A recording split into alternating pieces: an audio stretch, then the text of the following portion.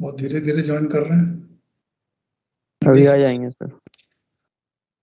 Okay, आज मैं word में नहीं बना पाया इसे, मैं I will try to explain it over here only. Acceleration पे थे ना कि किसी और चीज पे कुछ और कर रहे थे? एक्सेलरेशन एनालिसिस एक्सेलरेशन कर रहे थे। एक ही लेक्चर हुआ है ना अभी इस पे? Yes sir. Okay, I think the sentence is readable. Yes sir. Okay. Yes. So in the mechanism as shown in figure such and such, the crank OA rotates at 20 RPM anti-clockwise and gives motion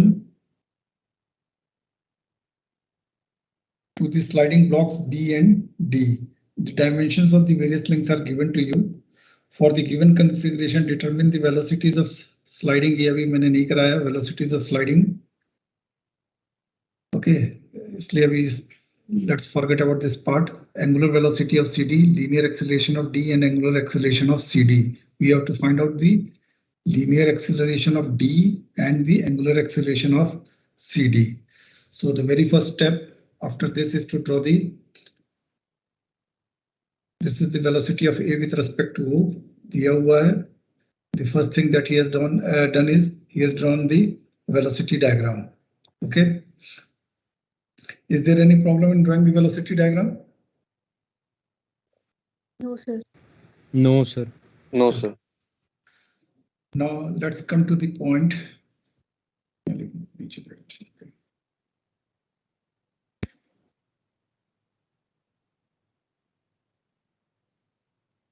The first thing that I need is, since nothing has been mentioned about the angular acceleration of this particular link, therefore how many components of acceleration it will have? कितने component होंगे? One. Sir, And that one. Centripetal or radial C या R कुछ भी लिख दो. FC AO. That will be velocity of A with respect to O square divided by OA. Okay.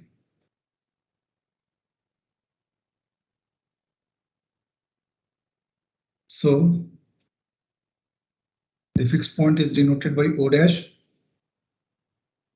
Starting parallel to this, starting from the center of rotation, that is O dash, and moving in the downward direction, they have plotted A dash. Clear? यहाँ पे पहुंच गए? Yes, sir. Okay. Now, after locating the point A dash on the acceleration diagram, which point needs to be located? C or B? B, sir. B, because I have already told you that it's always better to locate the extreme ends of a link. Now when C, you are interested in locating the point B, it means B is on BA. When B is on BA, how many components of acceleration it will have? 2. One will be FC BA, and that is velocity of B with respect to A square divided by AB. Velocity of B with respect to A will be can be found out from this particular vector. It means a vector which is a vector about which I am having the full information. That is, I know the magnitude, I know the direction as well. The second component will be FT. This is A. FT BA. That will be alpha AB into AB. This is not known to me. This is known. Therefore, I don't have the magnitude, but I know the direction. Okay. Now, what he has done, this is the centripetal component of acceleration. That is FCBA. For BA is the center of rotation. Therefore, you are going to draw a vector parallel to this, starting from point A and moving in this particular direction. This is this. ये बनाया उसने. ये जो line यहाँ पे दिख रही है आपको dotted. He has drawn this, mark this point as X. In order to draw FTBC, FT BA, it's known that the direction should be perpendicular to the centripetal or the radial component. So this is drawn like this. नीचे की direction में भी आप extend कर सकते हो और ऊपर भी जा सकते हो, क्योंकि ये तो फिनिश डायग्राम है इसलिए आपको इतना दिख रहा है. Otherwise this vector has been drawn, ये जो डॉटेड वेक्टर दिख रहा है, this vector has been drawn perpendicular to the centripetal component. After doing this, what we find that we are not in a position to locate the point B dash on the acceleration image, because for locating the point B, I need two fixed points. Again, I will come back to this particular diagram. I'll say B is on the slider. When B is on the slider, it will have only tangential component of acceleration. Am I right? Detail तो होगा ही नहीं. Yes, sir. Okay. So it will be parallel to the line of stroke from the fixed point. This vector, ये जो vector बनाया है मैं भी सारा इरेज कर दूंगा उसके बाद. The intersection of these two tangential component of acceleration will define the position of the point B dash. Any doubt? कोई डाउट नहीं होना चाहिए. No, Now sir.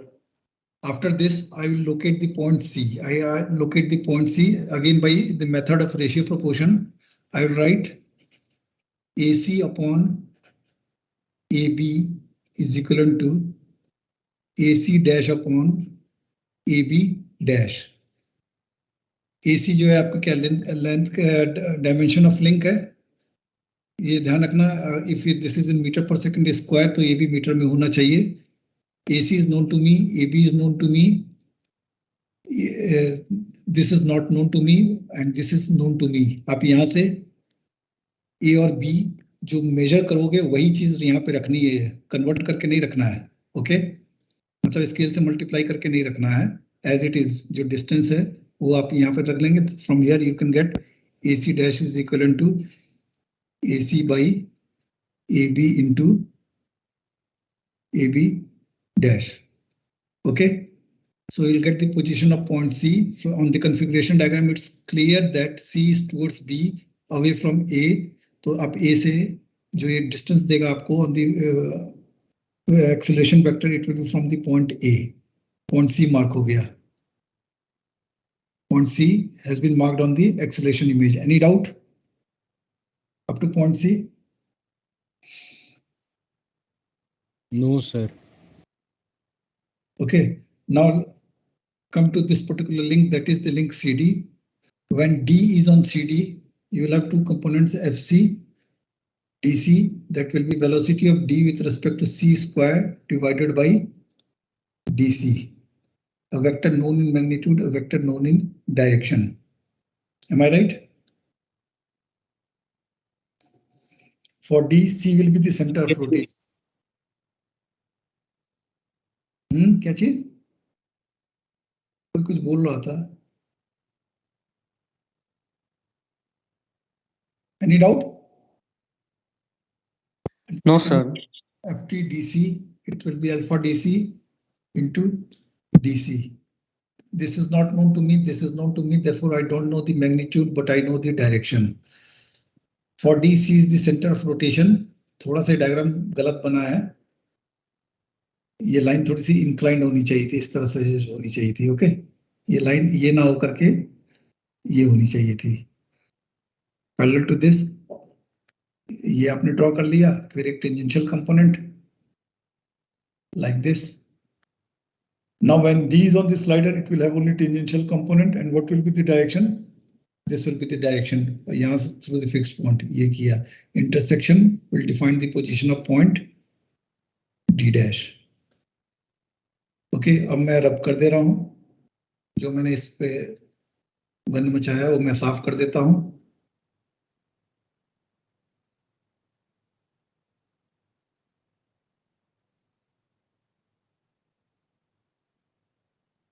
Now you can have a clear look at the picture.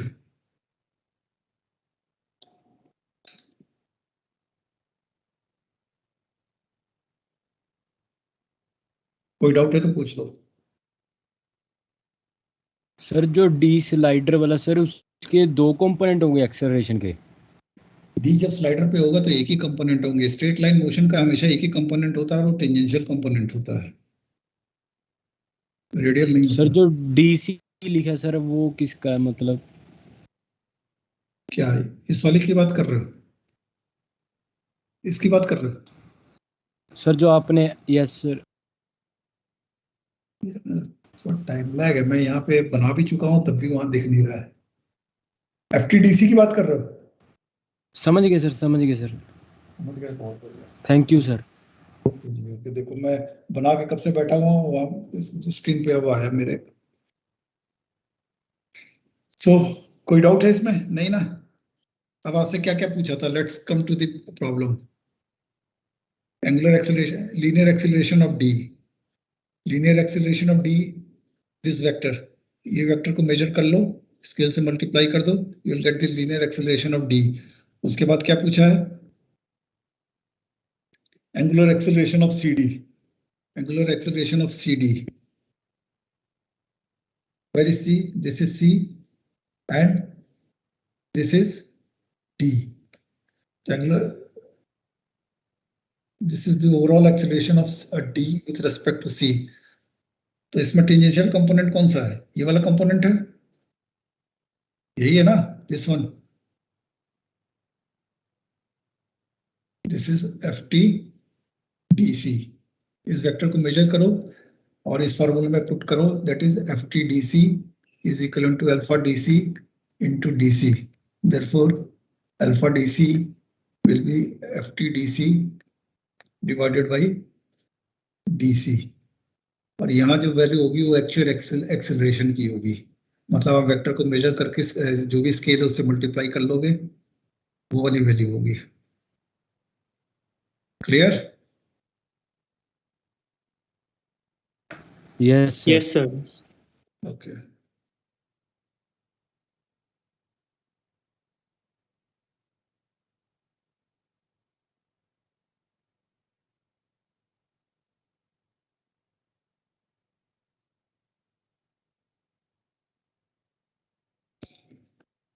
Coming to this particular problem, find out the acceleration of the slider D and the angular acceleration of link CD for the engine mechanism shown in figure 8.14.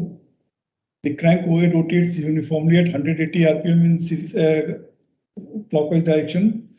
The various lengths are given to you.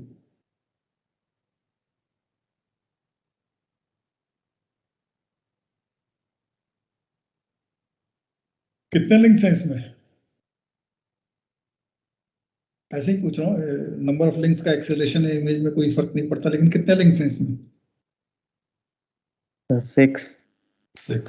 6 sir. हाँ एकदम सही है। Okay, तो this is rotating, the crank OA is rotating in clockwise direction at 180 RPM. Therefore, velocity of A with respect to O is omega AO, and omega AO आपको पता ही है 2 pi n by 60 होगा, 2.83 meters per second. अब देखो जो scale जब हम choose करते हैं ना, we can have different scale for plotting the velocity diagram and different scale for plotting the acceleration image. ठीक है, दोनों का स्केल अलग हो सकता है। क्लियर? अब ये इसने आपको यहाँ पे फिनिश प्रोडक्ट दिया हुआ है और यहाँ पे बनाने का तरीका दिया हुआ है। देखो और सोचो, फिर अगर कोई प्रॉब्लम है, I am there to help you out.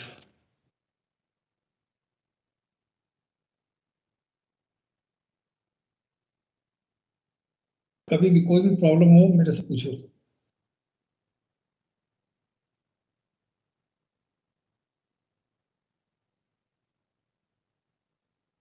इसने सेंट्रीपिटल को आर से दिखा रखा है और कुछ नहीं किया हुआ है।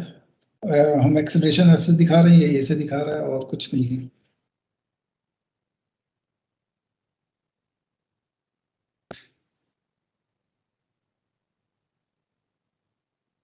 अच्छा ये सोचो, अब मैंने एक सवाल पूछ रहा हूँ, how many students are there? There are 83 attendees in the meet. Scooter देखे हो ना, scooter Yes, sir. Yes, sir. देखे हैं सर। और Yes, sir. ट्रांसपोर्ट में चले जाएं तो पेप्सू या पेसू जो भी है या कोई भी स्टेट रोडवेज की बस देखा है आपने? Yes, sir. Yes sir. बस और स्कूटर आप जानते हो। अब जो बस जब स्कूटर कई बार किक स्टार्ट नहीं होता है, तो सर उसको साइड में झुकाते हैं वो तो बुलंद भारत की बुलंद तस्वीर हमारा बजाज के टाइम का था ना वो तो। Yes sir. Yes. Yes sir. आपने कभी ये इश्तिहार सुना है बुलंद भारत की बुलंद तस्वीर? जब बजाज का शुरू में आता था, मेरे ख्याल से आप लोग यार पैदा भी नहीं हुए थे तब उस समय, चूंकि मैं खुद स्टूडेंट था। बहुत पुरानी ऐड है, अगर कभी गूगल पे आप सर्च करके देखोगे बजाज के, बजाज स्कूटर, बजाज चेतक का ऐड आता था, बुलंद भारत की बुलंद तस्वीर हमारा बजाज। और मैं बड़ा ना, मेरे को उस समय से ही ऐड परेशान करता था। फिर मैं देखता था कि जब बजाज स्कूटर स्टार्ट नहीं होता तो लोग अपने क्या कहते हैं राइट हैंड साइड झुकाते थे, कई बार उसको झुकाते थे, उसके बाद क्रैंक करते थे, फिर आपका स्कूटर स्टार्ट होता था। तो मुझे लगता था बुलंद भारत ऐसा ही है, पहले ठोको पीटो उसके बाद स्टार्ट होते हैं भारतीय। चलो anyway, it's a different story. अगर झुका के स्टार्ट नहीं होना है और धक्का स्टार्ट होना है, तो अब आप कंसिडर कीजिए, आपने कभी, आप में से कईयों ने इस चीज को फील किया होगा, जब आप स्कूटर को स्टार्ट करते थे, या बजाज स्कूटर को जब स्टार्ट करते थे, धक्का स्टार्ट की बात कर रहा हूँ, तो स्कूटर को लेकर पूरा मोहल्ला घूम लो तो कभी कभी स्टार्ट नहीं होता था।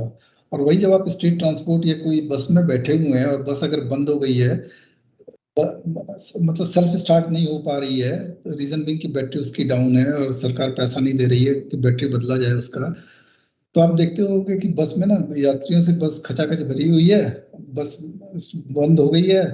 अब कुछ एंथुजियास्ट बस से उतरते हैं, 8-10 लोग उतरते हैं, बस को धक्का लगाना चालू करते हैं और हार्डली 4-5 मीटर ही बस को रोल कराते हैं और बस स्टार्ट हो जाती है।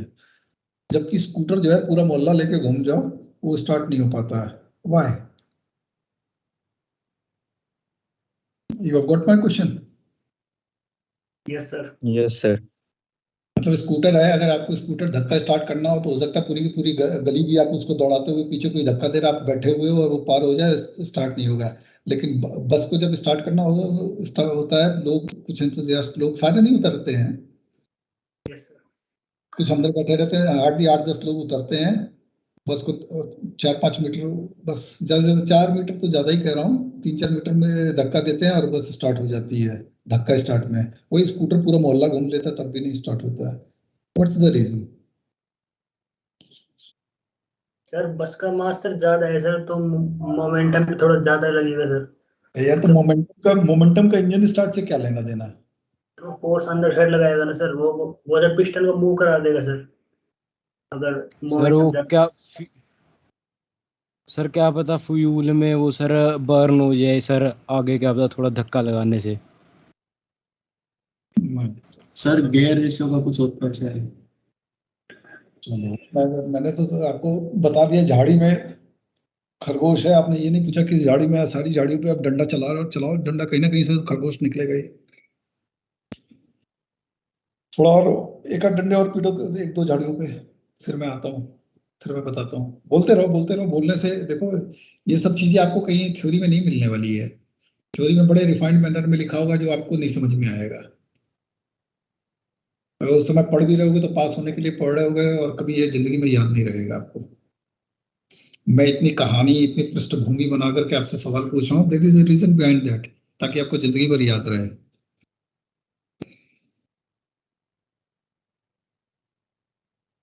व्हाई? ऐसा क्यों होता है? ये एक्सपीरियंस किया है कि नहीं? स्कूटर काफी दूर भगाना पड़ता है, बस को इतनी दूर Yes, sir. नहीं। किया है, sir. किया है ना? Yes sir. Yes, sir. चलो आप फॉर्चुनेट हो जिन्होंने एक्सपीरियंस किया, बाकी सारे अनफॉर्चुनेट हैं। जब एक्सपीरियंस किया ही नहीं तो उसको अप्रिशिएट कैसे करेंगे? तो ऐसा क्यों होता है?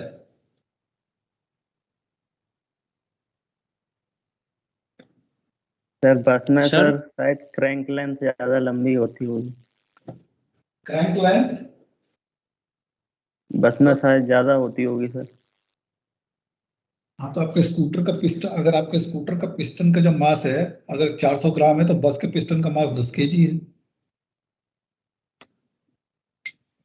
सर सर गियर रेशो की वजह से सर जो टॉर्क है वो डिफरेंट हो जाता होगा सर इंजन और स्कूटर में सर, बस में ज्यादा हो जाता होगा सर और स्कूटर में कम हो जाता होगा सर। नहीं सर, ये भी नहीं है। सर ठीक क्या है। पता जो मैकेनिज्म है सर उससे वो मतलब कुछ हो जाता हो सर, यार उसका वही। मतलब periodic motion. Sir petrol diesel का तो फर्क नहीं है ना। नहीं, पेट्रोल डीजल का कोई फर्क नहीं है। सर सर फ्यूल एफिशिएंसी अच्छी होगी। करते हैं तो दूसरे या तीसरे गियर करते हैं सर। बेटा आप फ्यूल एफिशिएंसी पे पहुंच गए हो, आईसी इंजन पढ़ा है आपने? No sir. अब जब देखो, आपने डिस्कशन में दूसरे सवाल को जन्म दे दिया कि हम जितने भी कमर्शियल व्हीकल हैं, जितने भी कमर्शियल व्हीकल हैं उसमें डीजल इंजन क्यों शुरू से प्रीफर करते रहे। अब ये मत कहना कि डीजल सस्ता था। डीजल इसलिए सस्ता था क्योंकि कमर्शियल व्हीकल में लगता था, और आज भी अगर थोड़ा बहुत रेट में वेरिएशन है तो डीजल पे सब्सिडी हमेशा ज्यादा रही, क्योंकि डीजल आपके कमर्शियल व्हीकल में लगता था, चाहे वो आपको खेतों में चलाने के लिए ट्रैक्टर हो या ट्रांसपोर्टेशन के लिए बस हो या रेलवे इंजन हो। ठीक है। तो जिंदगी को आसान बनाने के लिए, लोगों की जेब पे कम बोझ डालने के लिए तब की सरकारें डीजल को ज्यादा सब्सिडी पे बेचती थी। इसलिए ये मत कहना कि डीजल सस्ता था इसलिए डीजल इंजन कमर्शियल व्हीकल में लगाते हैं। सर उल्टा diesel engine sir diesel engine RPM ज्यादा जनरेट करता है कंपेयर टू पेट्रोल।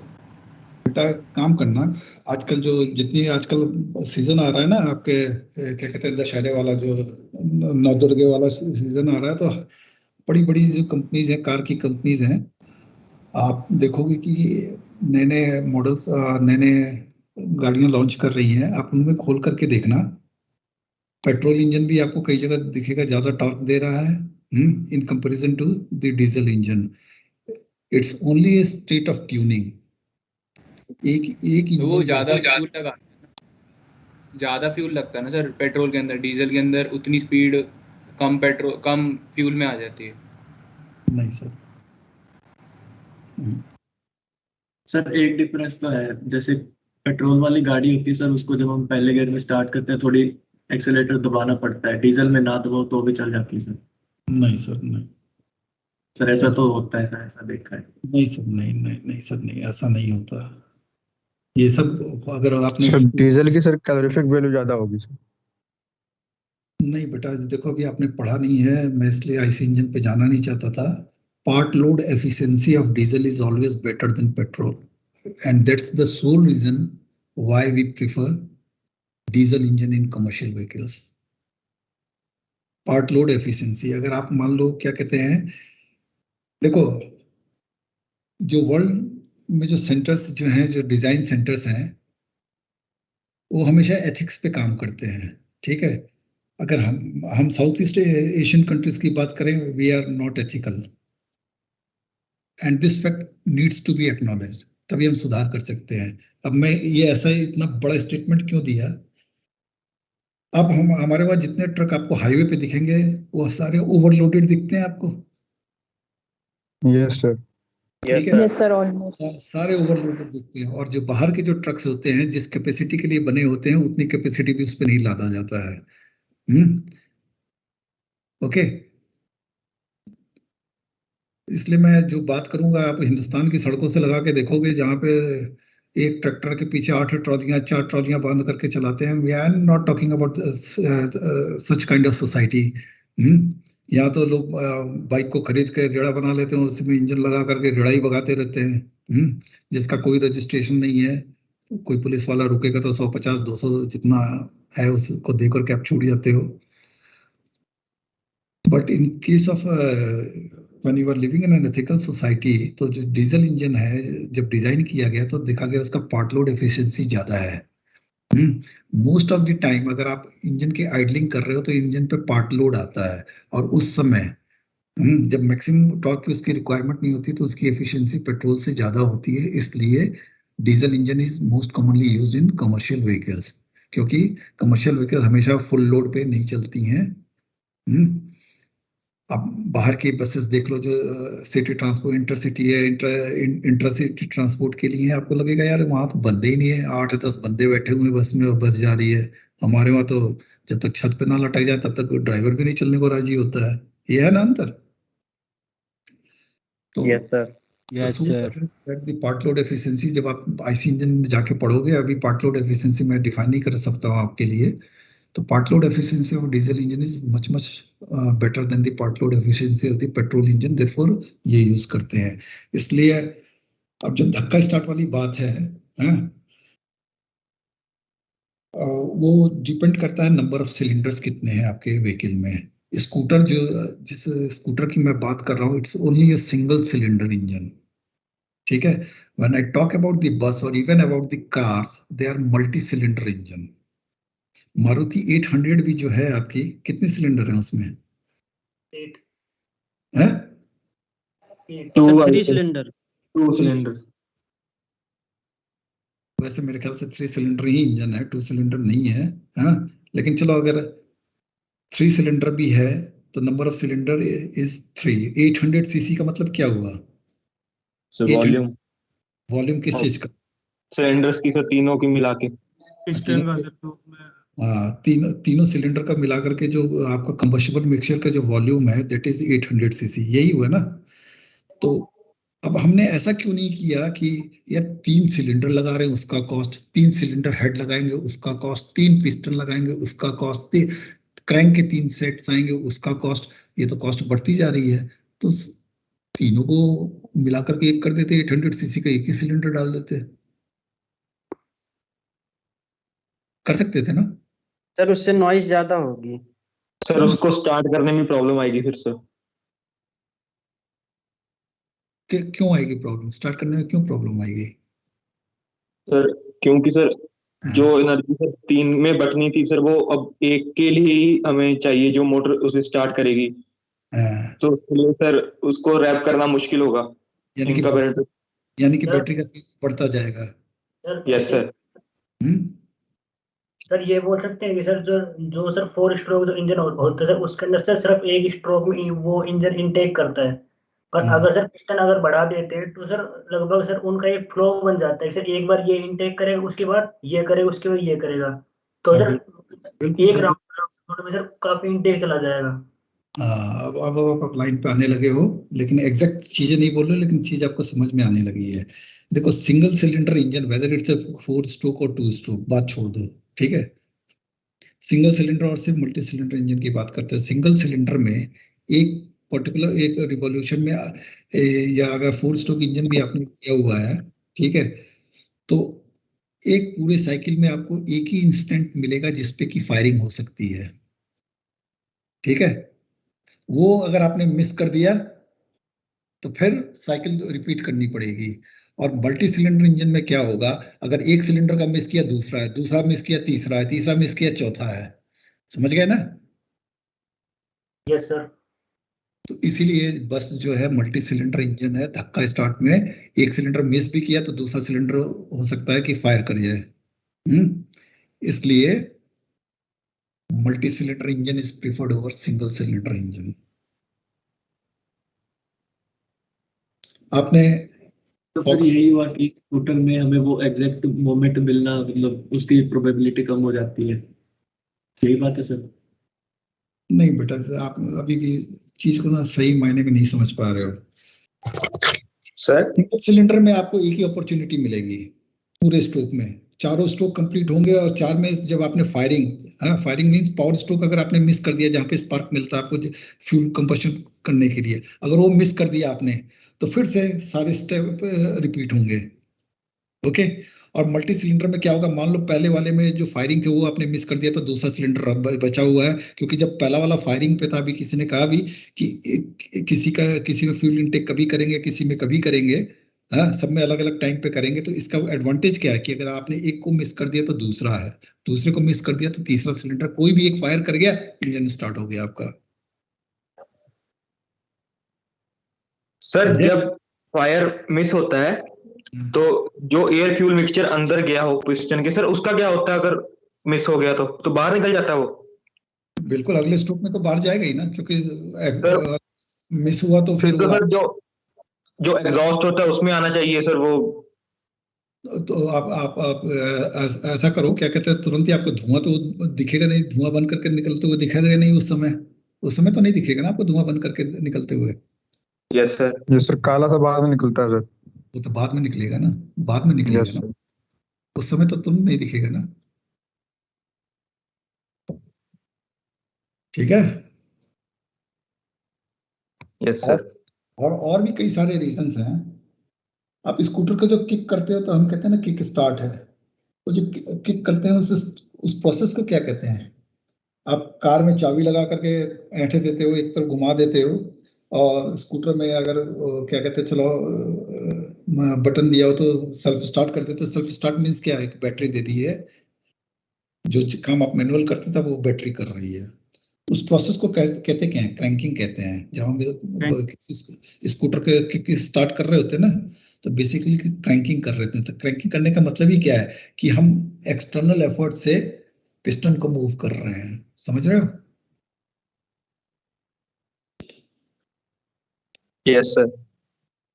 अच्छा, मेरे ख्याल से 23 सितंबर लॉन्चिंग डेट है फॉक्सवैगन का। टाइगन या टिगोन, पता नहीं क्या कौन सी गाड़ी है। टाइगन है शायद, TAIGUN, टाइगन। हाँ, TAIGUN। स्मॉलर एसयूवी है इनकी, जो लॉन्च होने जा रही है इंडिया में। लॉन्च तो हो चुकी है, बुकिंग स्टार्ट होगी मेरे ख्याल से 23 तारीख से। ये जो कॉन्फ़िगरेशन में मिल रही है, 1 litre 3 cylinder petrol and 1.5 litre 4 cylinder petrol. ठीक है, नेचुरली ये चीज तो है आपका वॉल्यूम पे आ गया जो है। इस कार के बारे में आपने कुछ खासियत सुनी है इंजन में? No sir. इसमें सर कौन सी कार है सर? फॉक्सवैगन की है वो, VW, जो है जिसका एम्बलम कुछ इस तरह से आता है। सर यस सर, वॉक्सवैगन तो पता है। हाँ, फॉक्सवैगन जो है ना, उसकी है। टाइगन है सर, एसयूवी का नाम इन्होंने टाइगन रखा है। यस सर, है एक सर, शायद उस सर 1500 सीसी का पेट्रोल हाँ, इंजन शायद इसका कुछ है। 1.5 लीटर लिख दिया मतलब 1500 सीसी, 1 लीटर लिख दिया मतलब 1000 सीसी। यस ठीक सर। है, यस सर। दो कॉन्फ़िगरेशन में मिल रही है। अगर इंजन की सीसी की बात करें तो 1 litre petrol and 1.5 litre petrol. 1 litre petrol जो है 3 सिलेंडर इंजन है, 1.5 लीटर पेट्रोल 4 सिलेंडर इंजन है।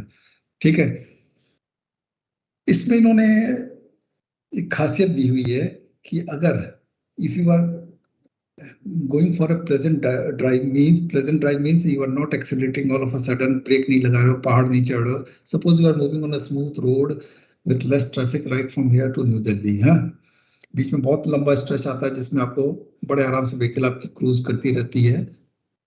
मान लो if you are moving at a rate of 70 kilometre per hour, तो इसके 4 सिलेंडर में से चारों सिलेंडर काम नहीं करेंगे। It will deactivate 2 cylinders and the whole of your car will be running only on 2 cylinders.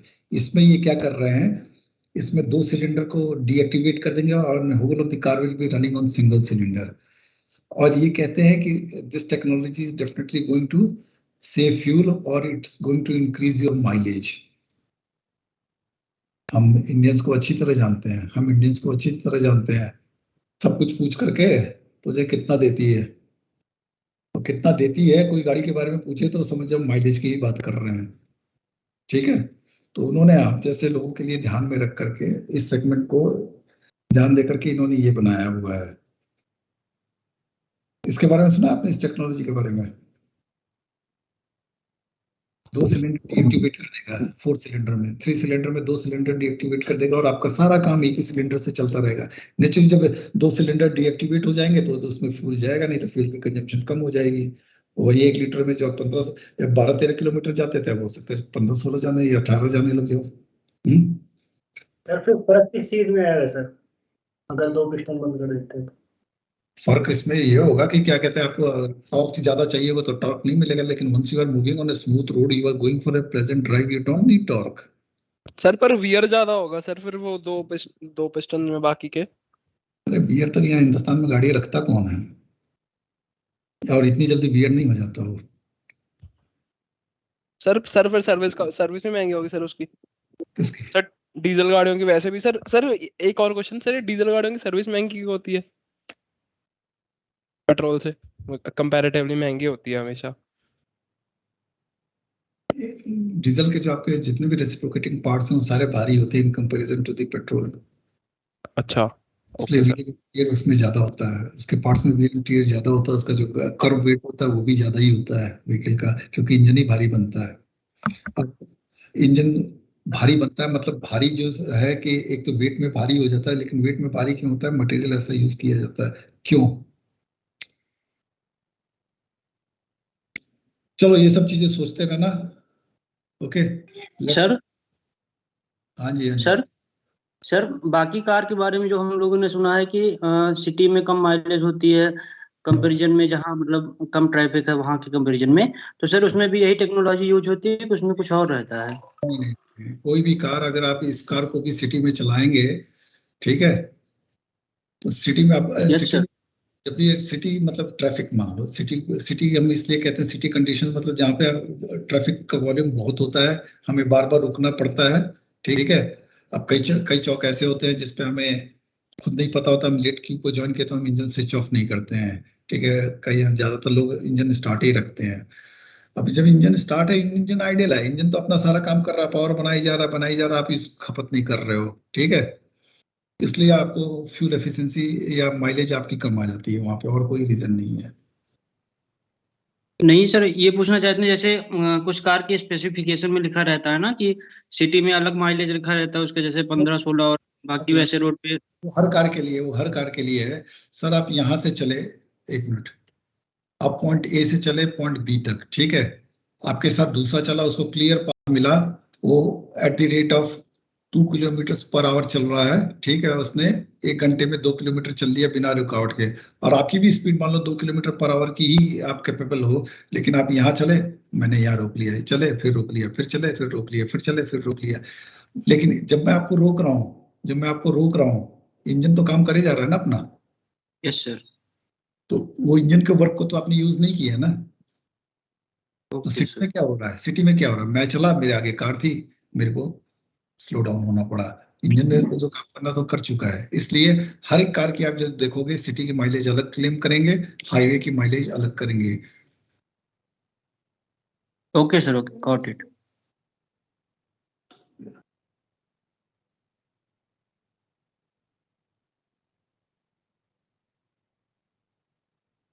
चलो बताओ, इसमें कोई प्रॉब्लम है? क्योंकि यार सारा चैप्टर ही इसी तरीके से है, मैं हर बार बनाऊं, हर बार एक ही चीज बोलूं, इससे बढ़िया आप मेरे से पूछो। मेरा काम डाउट क्लियर करना है, लेक्चर तो देना ही है, साथ में डाउट भी क्लियर करना है। सर बी पॉइंट लोकेट कर लिया सर, फिर उसके बाद सी सी डैश कैसे लोकेट करें? किस पे जा रहे हो? एक्सेलरेशन इमेज पे जा रहे हो? Yes sir. Yes yes acceleration. तो वेलोसिटी में कैसे कर किया था लोकेट? तो वेलोसिटी देखा नहीं अभी। तो देखो ना, जो प्रॉब्लम वहां आ रही है वो प्रॉब्लम तो यहाँ भी आनी चाहिए आपको।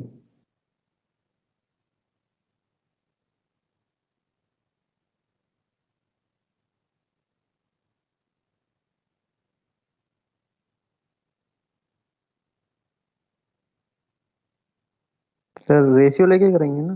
बिल्कुल, पहले आपको देखो, आपने पहले ए लोकेट किया, ठीक है। Yes sir. फिर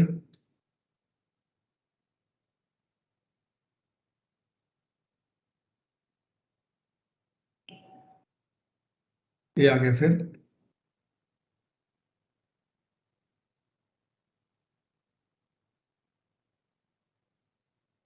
ये आपका fix point O comma P इस डायरेक्शन में है,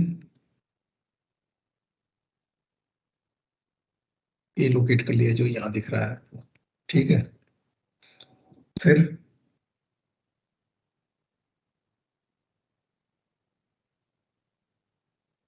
अब यहाँ क्या करोगे? बी लोकेट करोगे? B sir. B. Yes sir. When B is on AB perpendicular to this, पता नहीं है कहाँ जाएगा। फिर when B, देखो ये क्या है, ये एक ही लिंक है जिसपे आपने यहाँ पे पिन कर दिया है इसे। Yes sir, yes sir. B is on BP, ये आ गया, ठीक है। फिर C को लोकेट करने के लिए रेशियो प्रोपोर्शन, ये आ गया आपका B जो यहाँ पे दिखाया हुआ है, दिस इज B। फिर रेशियो प्रोपोर्शन लेकर के इसको अब आगे बढ़ाना पड़ेगा C, आगे तो रेस्ट हिस्ट्री, वही चीज आपने एक्सेलरेशन में किया है, समझ गए ना? Okay sir, okay sir.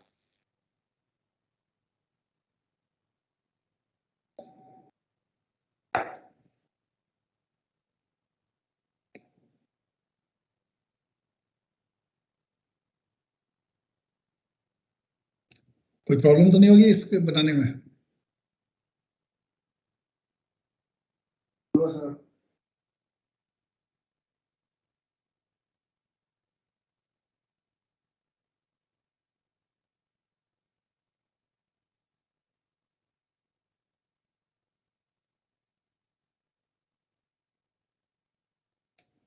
The slider D is constrained to move on a horizontal path. The crank wheel is rotating in the counterclockwise direction at speed इतना increasing at the rate of 50 radians per second.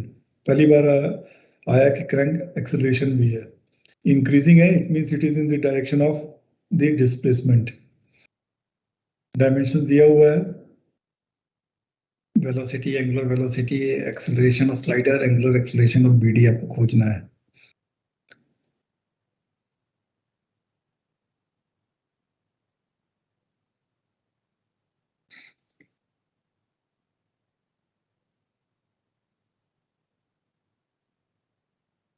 पहले velocity पे, हमेशा पहले velocity पे concentrate करो। B point कैसे locate किया है?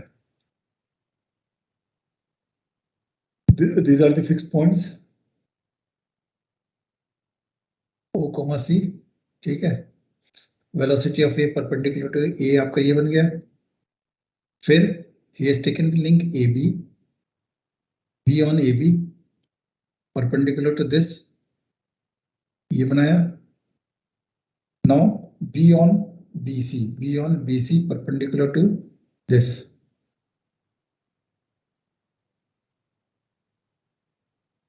यहां से स्टार्ट किया, ऊपर की ओर बढ़ा, जहां पे कट किया this is the point B, ये आपको पॉइंट B मिल गया। उसके बाद तो आपके लिए आसान है। D on DB perpendicular to this, ये वाली लाइन ड्रॉ की, D is on the slider, ये ड्रॉ कर दिया, and this is the image. अब अगर एक्सेलरेशन की बात करें तो अब इसके दो कंपोनेंट हो जाएंगे, one centripetal, the other one will be tangential. ये पॉइंट लोकेट करने के लिए कहाँ किया, देखना बेटा, ये पॉइंट कहाँ दिख रहा है आपको? ये रहा, ये सेंट्रीपिटल है, this is FC AO and this is FT AO and this is the overall acceleration. ये देखो जो टेंजेंशियल बनाया है, it is in the direction of velocity या डिस्प्लेसमेंट, तभी इस डायरेक्शन में, अदरवाइज इस डायरेक्शन में होता। अगर डी एक्सेलरेट करते हैं तो इसको, इसके डायरेक्शन चेंज करनी पड़ जाती है। Getting my point?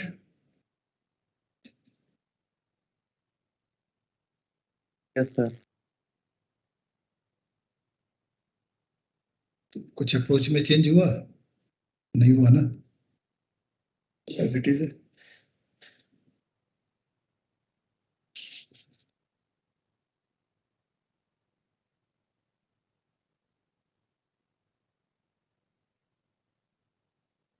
आपको लैब वाले सर ने क्या कुछ असाइनमेंट दे रखे थे वेलोसिटी में? Yes sir, I sir. Yes sir. हो गए सारे?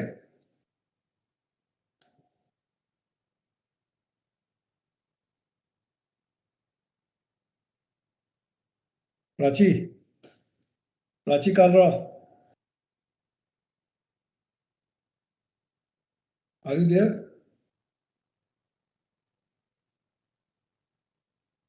Miss Prachi,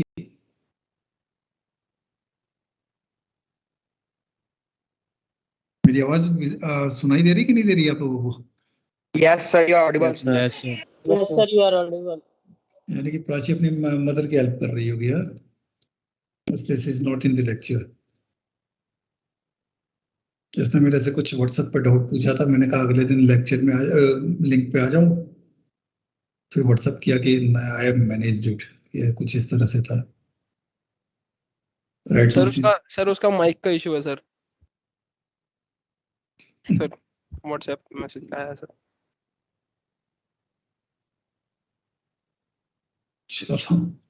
taken. वैसे मैं क्या कहते हैं, मुझे सही नहीं लग रहा है, लेकिन taken, benefit of doubt to batsman. और कुछ अदरवाइज इसके बाद मैं चाहता हूं कि मैं अब वो कराते रहेंगे आपको जो भी कराना है डॉक्टर सुमित शर्मा, मैं वापस पहले चैप्टर पे आऊं। इज इट ओके कि और करना है इस पे? Yes sir. सर उनका आया तक, मतलब उन्होंने पूछा तो वो एक्सेलरेशन तक हो गया, तो वो बोल रहे थे आई सेंटर तक हो जाएगा इस बार, मतलब थर्ड ग्रुप का, फर्स्ट ग्रुप का हो गया आई सेंटर तक, ऐसा कुछ। मैं वापस फिर से मतलब पहले वाले टॉपिक पे आ जाता हूँ, इंट्रोडक्शन पे, ठीक है? Yes sir. क्योंकि जितना यस सर कॉन्सेप्ट इससे ज्यादा कुछ नहीं बदला, कोई नया कॉन्सेप्ट नहीं आएगा, इसीलिए चाहे एक्सेलरेशन में 10 कराएं या 5 सवाल कराएं, the concept is going to remain same. Okay, तो अब नेक्स्ट वीक जब हम मिलेंगे, पहला लेक्चर कब है? मंडे ही है ना? Monday, Tuesday and Friday. Yes sir. तो मंडे को मैं फिर से पहले चैप्टर पे जाऊंगा, ठीक है? Okay okay sir. कोई डाउट हो तो पूछ लो, और be there for the attendance part, हाँ? अभी छोड़ना नहीं, वेट।